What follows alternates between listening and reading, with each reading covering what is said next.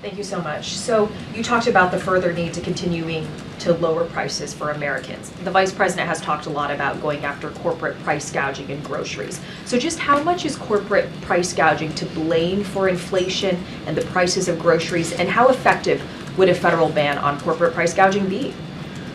Well, one thing that has really struck me and our team at CEA and NEC is the extent to which profit margins remain elevated and labor share of income remains somewhat lower. That is, the share of national income, going to workers. Typically in a strong economy, we like to see that tilting up, and we have seen it trending up, much in the spirit of the answer to the last question I just gave, with the particular benefits going to lower income families.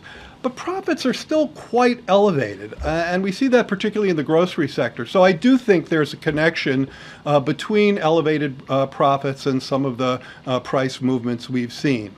In terms of the impact of legislation, look, I think where the Vice President is coming from there is that there are a bunch of states that already have the authority to take action against price gouging, for example, in the case of an extreme weather event. And nobody should be ripping off consumers on a bottle of water when they're in the midst of a disaster. Having that legislation at the federal level, I think that makes a lot of sense.